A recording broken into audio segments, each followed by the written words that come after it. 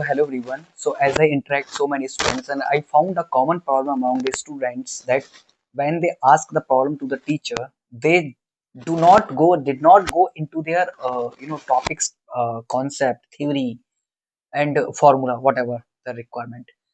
So I think whenever the students do these type of task, so लगता है कि यार बच्चा मतलब उसको जो उसकी रियल लर्निंग है उससे भाग रहा है, उसको स्किप कर रहा है।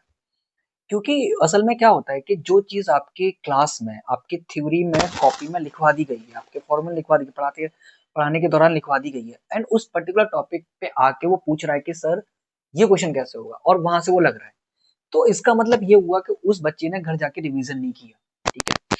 और वो उससे पूछा कि सर सर मैंने ये पढ़ा, मैंने वो पढ़ा, मैंने भाई एक चीज समझ लो आप।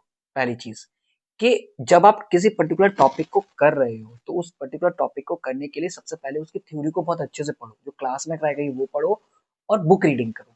आजकल के बच्चे ना बुक रीडिंग तो भूल ही गए हैं। वो मतलब सबकी तो नहीं कहूंगा, लेकिन मेजॉरिटी ऑफ द स्टूडेंट्स का यही है कि बुक रीडिंग क्या चल रहा है, मोबाइल से पढ़ाई कर रहे हैं, मन में पढ़ाई कर रहे हैं।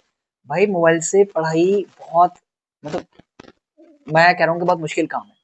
ठीक है। आपकी जो पढ़ाई बुक से होगी, अंडरलाइन करके होगी, वो शायद मेरे ख्याल से पॉसिबल नहीं है अभी की फिलहाल की स्टेज, जो बच्चे 12th 10th 11th 12th, ठीक है, उनकी बात कर रहा हूँ। बड़े लोग होते हैं, वो समझदार होते हैं, उनको पता है कि उनका टाइम क्या है और ये सब। ठीक है। तो पहली चीज इस बात को अंडरस्टैंड करो। जो आप अंडरलाइन करके चीजों को पढ़ोगे, बीटीएल फाइंड आउट करोगे, बिटवीन द लाइन क्या लिखा हुआ है, क्योंकि आज से 10 साल पहले भी लोग पढ़ते थे भाई।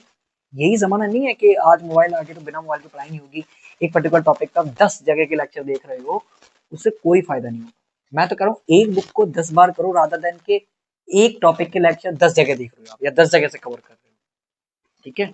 तो वो जो आप एक एक टॉपिक को 10 बार करोगे, वो आपका पुख्ता होगा, वो मजबूत होगा। बट बच्चे क्या करते हैं, नहीं भाई आपने टॉपिक पढ़ा नहीं, आपने कंसेप्ट देखा नहीं, आपने थ्योरी पढ़ी नहीं, आप क्वेश्चन आगे पूछ रहे हो। अगर अच्छा सर ये सर ऐसा होना था। So this is just the negligence.